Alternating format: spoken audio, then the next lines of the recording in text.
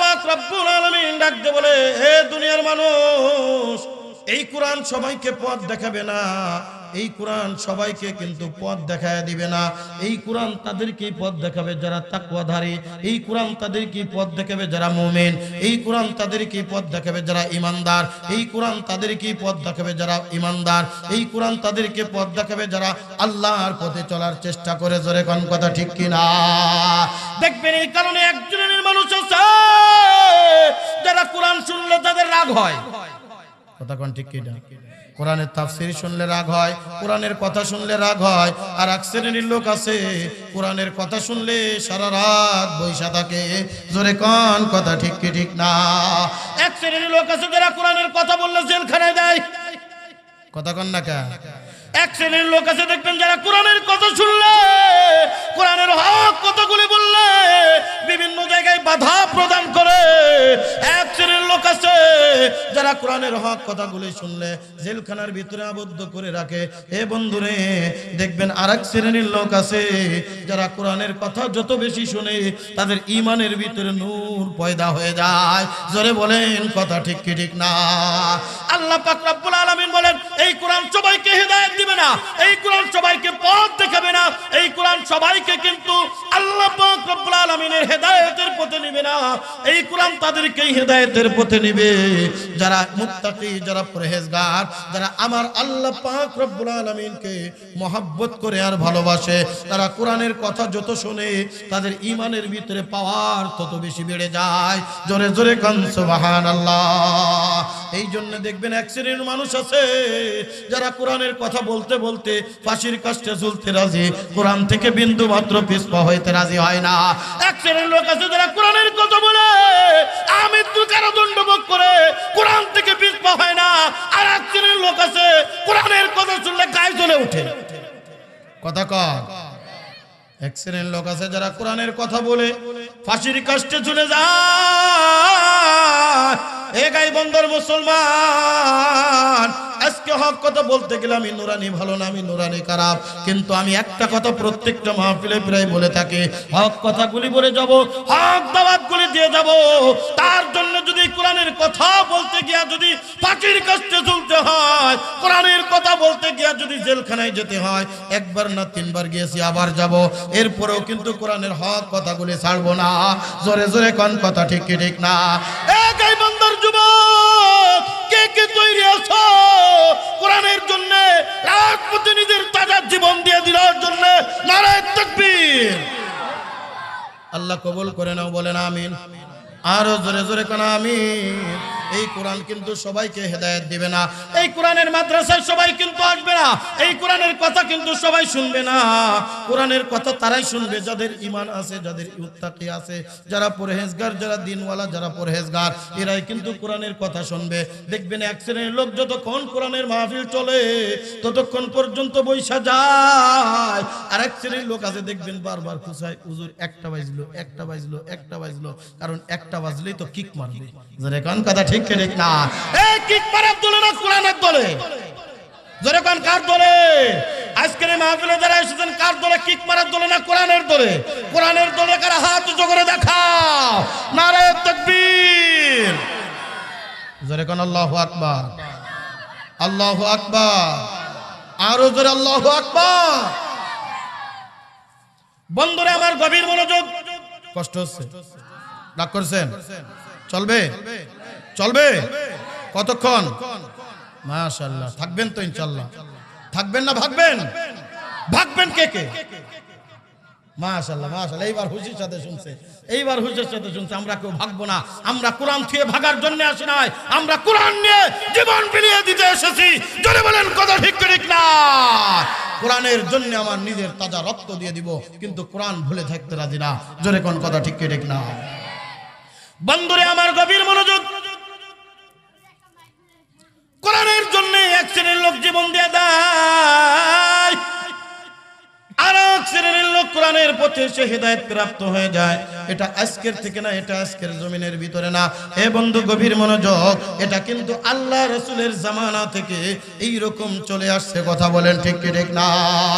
আল্লাহর হাবিব যখন কোরআনের দাওয়াত দিচ্ছিলেন, আল্লাহু আকবার কর না, আল্লাহর হাবিব যখন কোরআনের দাওয়াত দিচ্ছিলেন আবু জাহেলের সহ্য হয় নাই, উতবা শাইবার সহ্য হয় নাই, আবু লাহাবের সহ্য হয় নাই, কিন্তু আল্লাহ পাক রব্বুল আলামিন এই কোরআনের কথা শ্রবণ করিয়া, কোরআনের প্রতি আসিয়া, কোরআনের কথা শুনিয়া কাট্টা কাফির যিনি আল্লাহ রাসূলের পাল্লা নেওয়ার জন্য ঘরের থেকে বাইর হয়েছিল ওই হযরতে ওমর ফারুক রাদিয়াল্লাহু তাআলা আনহু কোরআনের কথা শুনে কোরআনের তেলাওয়াত করে আল্লাহ পাকের হেদায়েতের নূর গলায় ঝুলায়া দিয়েছে। জোরে কান সুবহানাল্লাহ। এই কোরআন শুনে আবু জাহেলের হেদায়েত হয় নাই, এই কোরআন শুনে উতবা শাইবার হেদায়েত হয় নাই, এই কোরআন শুনে আবু লাহাবের হেদায়েত হয় নাই, এই কোরআন শুনে যার ভিতরে তাকওয়া ছিল হযরত ওমর ফারুক রাদিয়াল্লাহু তাআলা আনহু শুধুমাত্র একটা কোরআনের আয়াত তেলাওয়াত করেছে, তেলাওয়াত করার সাথে সাথে হযরত ওমর ফারুক রাদিয়াল্লাহু তাআলা আনহু কাঁদতে কাঁদতে দাড়ি মুবারক ভিজায়া ফেলছে, কাঁদতে কাঁদতে দাড়ি মুবারক ভিজায়া ফেলায়া ডাক দৌড় আয় আয় আয় আমারে নিয়ে চল নবী মুহাম্মাদের কাছে। জোরে জোরে কান সুবহানাল্লাহ। बुजुर्गी की नहीं हमको जरूरत, गुलाम अपना बना ले ऐ खुदाया, गुलाम अपना बना ले ऐ खुदाया। जोरे कान আল্লাহু আকবার। দারুন ওয়াদওয়ার ভিতরে বৈঠক শুরু হয়ে গেছে। এই পোলা বানায় বেটা, এই সরতে কানতে সর, এই উঠানে কানতে উঠানে জিকির করেন লা ইলাহা ইল্লাল্লাহ, লা ইলাহা। উঠান এখান থেকে উঠান না, দুইজন মুরব্বির লা ইলাহা ইল্লাল্লাহ। জোরে লা।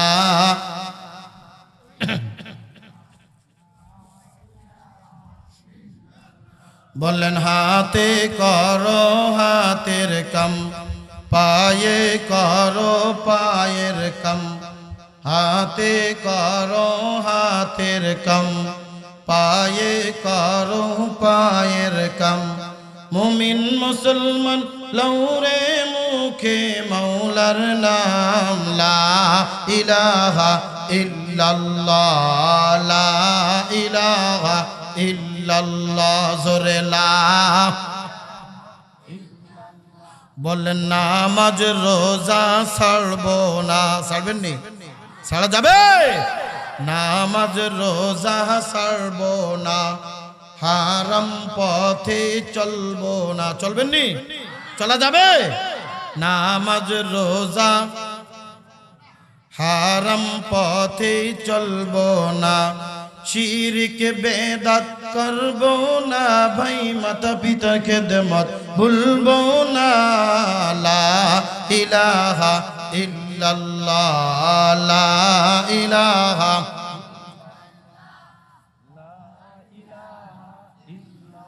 লা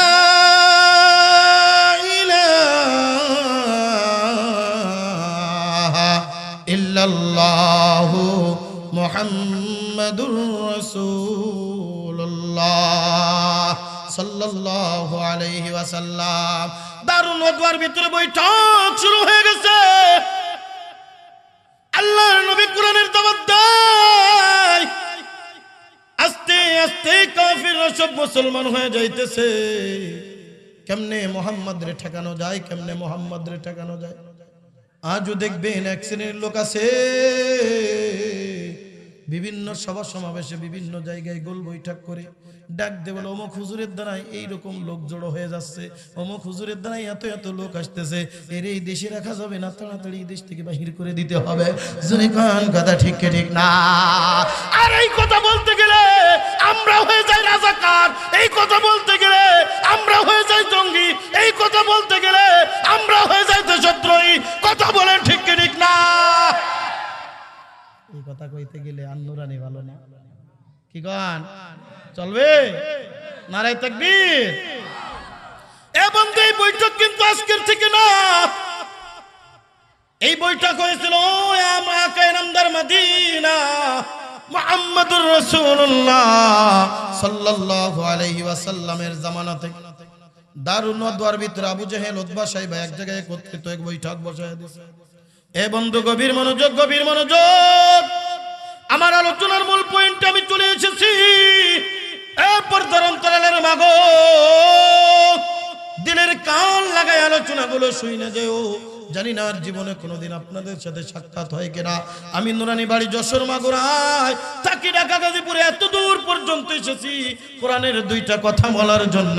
যদি আমলের নিয়তে শুনতে পারি, এই ওসিলাই হয়তোবা আল্লাহ পাক রব্বুল আলামিন আমাদের এবং আপনাদের, আমাকে এবং আপনাকে হেদায়েতের জরিয়া বানায়া দিতে পারে।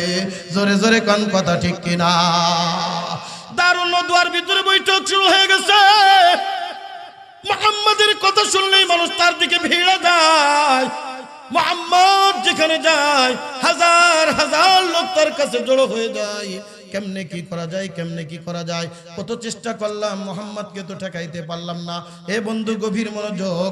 আবু জাহেল, উতবা, সাইবা কোনো সিদ্ধান্ত নিতে পারে না। এক একজন এক এক রকম সিদ্ধান্ত নেয়, কোন রকম সিদ্ধান্ত নেয় না। নজদের শায়েক নাম করে শয়তান বিরাট একটা আজদা বুজুর্গ, একেবারে বিরাট একটা রুমাল কাদের ভিতরে দিয়া, বিরাট একটা জুব্বা গায়ে দিয়া, লাঠি ভর দিতে দিতে নজদের শায়েক নাম করে ভিতরে ঢুকছে। এ ভাই তোমরা ভালো আছো? বলে তুমি কে, তুমি কে? দরজা সবকিছু বন্ধ, কেমনে ভিতরে ঢুকলা, কেমনে ভিতরে ঢুকলা? শয়তান ডাক দেব, আবু জাহেল আমার ঢোকার জন্য দরজা লাগে না, আমাকে তুমি চেনো না, আমাকে তুমি জানো না, চেনারও দরকার নাই। তোমরা যার শত্রু আমিও তার শত্রু। জোরে কান নাউজুবিল্লাহ।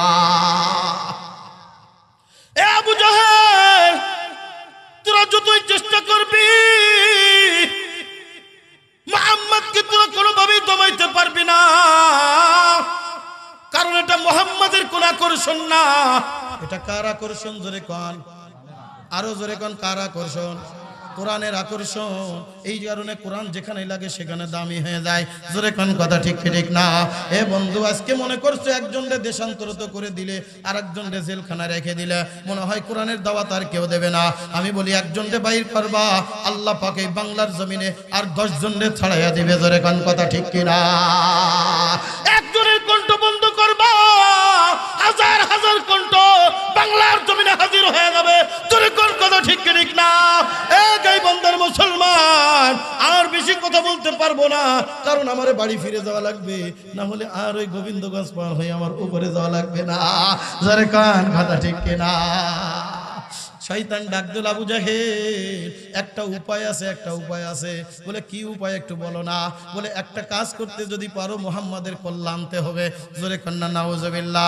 মুহাম্মাদকে হত্যা করা ছাড়া কোনো উপায় নাই, কারণ কোরআনের পাওয়ার এমন একটা পাওয়ার, যখন কোনো মুসলমান যত বেদিন হয়ে যাক না কেন, যখন কোনো মুসলমান যতই লাইনচ্যুত হয়ে যাক না কেন, একবার যখন কোরআনের সংস্পর্শে আসছে, আগে দা বাম ডান করতো, আগে দা কিছু করতো, একবার যখন কোরআনের পরে যদি কেউ আঘাত দিয়া দেয়, ও ব্যক্তি নামাজ না পড়তে পারে, ওর মুখে দাড়ি না থাকতে পারে, ও ব্যক্তি জুব্বা গায়ে দেনওয়ালা না থাকতে পারে, ওর মাথায় টুপি না থাকতে পারে, যখন কোরআনের উপরে আঘাত আসে তখন যুবক রাজপথে নাইমা যায়। জোরে কোন কথা ঠিক কিনা?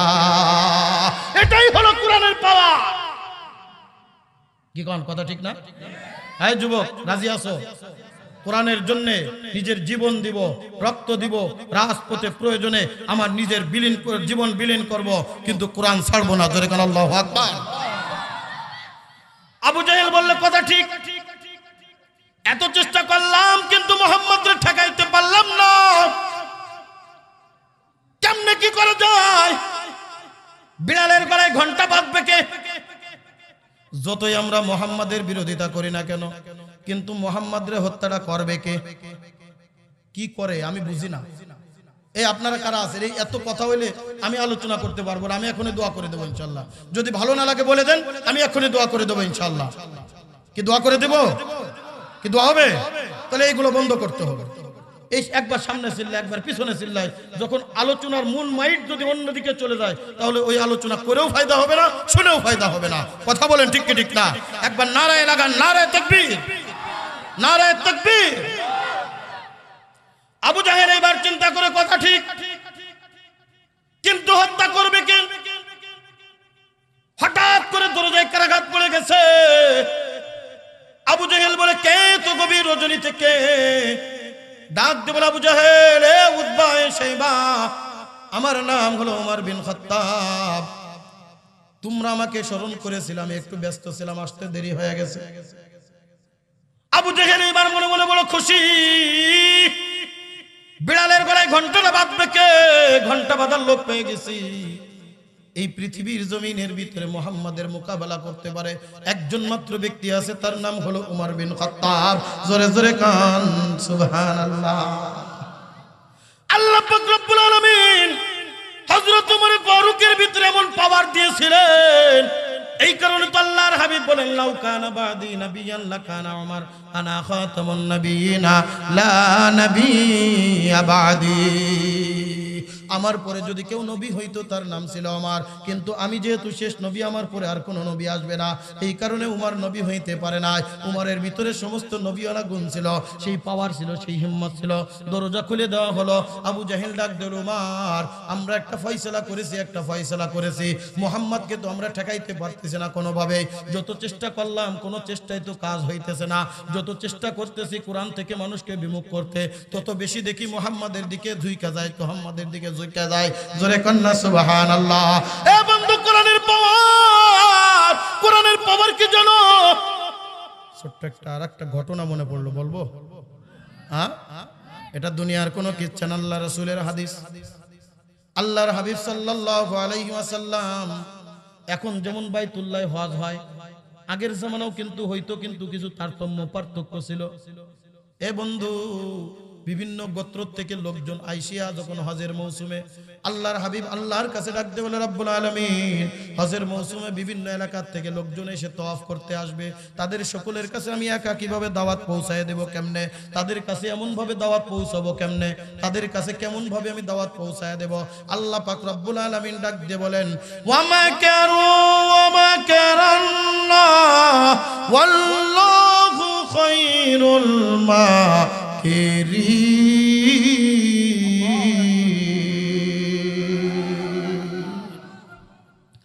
আল্লাহ পাক রব্বুল আলামিন ডাক দেন, নবী মুহাম্মদ, আল্লাহু আকবার, চিন্তার কোনো কারণ নাই, যারা কোরআনের বিরোধিতা করে তারাই তোমার দাওয়াত দিবে। জোরে কন্না সুবহানাল্লাহ। আজকে একজনকে বাইরে পাঠায় দেওয়ার পরে দেখবেন ওই লোকটা যখন দেশে আসবে, ওই লোকটা দেখার মতো কোনো পরিবেশ থাকবে না। আল্লাহ পাক রব্বুল আলামিন ডাকতে বলে, নবী মুহাম্মদ চিন্তা কইরো না, তোমার কাজ হবে তুমি শুধু তোমার পরে যে আয়াতগুলো নাজিল করা হয়েছে এই আয়াতগুলো নিয়ে ওই যে হাতেমে কাবার ভিতরে সুন্দর করে বইসা যাবা, তুমি শুধু তেলাওয়াত করতে থাকবা, আর বাদ বাকি যা করার, যারা তোমার সারা দিন বিরোধিতা করতো দেখবা ওরা ঘরে ঘরে যে দাওয়াত পৌঁছায় দিবে। কামটা কি দেখেন, আবু জাহেল উতবা সাইবা সব এক জায়গায় বইসা গেছে, নবী মুহাম্মদরে তো এখান থেকে উঠায় দিতে পারবো না, কারণ তাদের বাপ দাদার পৈতৃক সম্পত্তি এটা, তারা তো এখানের বাসিন্দা, তার দাদা আব্দুল মুত্তালিব ছিল এই জায়গার কাবার ঘরের চাবি রক্ষক, তারে তো আমরা এখান থেকে উঠায় দিতে পারতেছি না।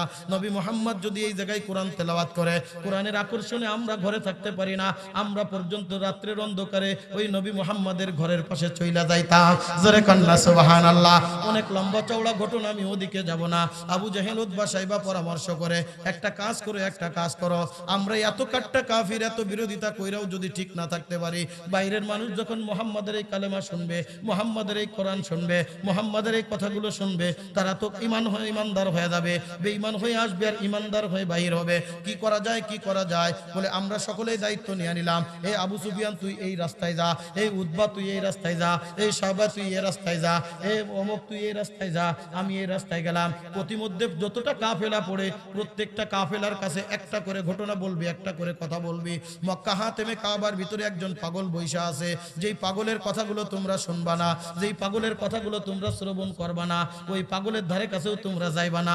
আলমারউ হারিসুন আলা মা মামুনিয়া, মানুষ ওই জিনিসের জন্য বেশি পাগল যেই জিনিস থেকে মানুষকে বিরত রাখার কথা বলা হয়। কথা বলেন ঠিক কি ঠিক না?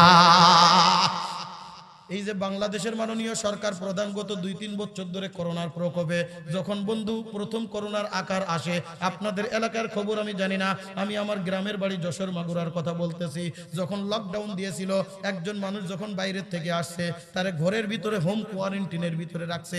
এই হোম কোয়ারেন্টিন কি জিনিস এটা দেখার জন্য বাড়ির চারপাশে হাজার হাজার মানুষের ভিড়। জোরে খান কথা ঠিক কি ঠিক না? যখন লকডাউন দিয়েছিল, আরে লকডাউন মানুষ কেমনে পালন করে এটা দেখার জন্য রাস্তায় ভিড়। আপনাদের গাইবন্ধায় কি খবর আমি জানতাম না। কি কোন কথা ঠিক ঠিক না? আলমার ও হারিসুন আলা মা মুনিয়া, মানুষ যেটা যার থেকে বিরত রাখার চেষ্টা করা হয় মানুষ ওইটা দেখার জন্য বেশি ভিড়ে যায়। এখন যদি বলে এই খবরদার ওই রাস্তায় যাস না, রাস্তায় বড় বিপদ আছে, দেখবেন এই মাহফিলে একটাও লোক না কি বিপদ আছে দেখে আসে। কি খান আসলে কিচ্ছুই নেই, এক লোক দৌড়াচ্ছে, খুদু দৌড়ায়, এই দৌড়াস কেন? দৌড়া দৌড়া, ওই দেহে ও দৌড়ায়। এখন এই দৌড়ানো দেখে আরেকজন ডাক দেখে দৌড়া কেন? দৌড়া দৌড়া তাড়াতাড়ি। কেন দৌড়াচ্ছে? পিছনের বাইরে একজন এরকম টান দিয়ে ধরেছে, এই দৌড়াস কেন? তা তো জানি না, ও দৌড়াচ্ছে এই জন্য আমিও দৌড়াচ্ছি। সামনের জনকে ডাক দেখছে, তুই দৌড়াচ্ছিস কেন? আমি তা তো জানি না, ও দৌড়াচ্ছে কারণ আমিও দৌড়াচ্ছি। এইবার সামনের জন এর ফাস্ট সরে দৌড়, কি রে দৌড়াস কেন? আমার ডায়াবেটিস। সকালবেলায় দেখেন না এক শ্রেণীর লোক দেখবেন হুদাই খালি দৌড়ায়, হুদাই খালি দৌড়ায়, সারা জীবন মানুষরা দৌড়াইছে, সুদ আর ঘুষ খাইছে, আল্লাহ পাক রব্বুল আলামিন শেষ বয়সে রাস্তায় রাস্তায় দৌড়ায়। জনগণ বলে ঠিক ঠিক না? আজ পর্যন্ত দেখছেন একজন কৃষক খেটে খাওয়া মানুষের ডায়াবেটিস হয়েছে? যেইগুলো খালি কলমের খোঁচায় 1000 টাকা না দিলে খবরদার একটা সিগনেচার হবে না। এক পুলিশ এই যে মাহফিল করে রাত বেরাত যায়, তো বিভিন্ন জায়গায় বিভিন্ন ভাইদের সাথে দেখা হয়, রাগ করিয়েন না বন্ধু, কষ্ট হচ্ছে আপনাদের, রাগ করিয়েন না, বিভিন্ন জায়গায় বিভিন্ন ভাইদের সাথে দেখা হয়।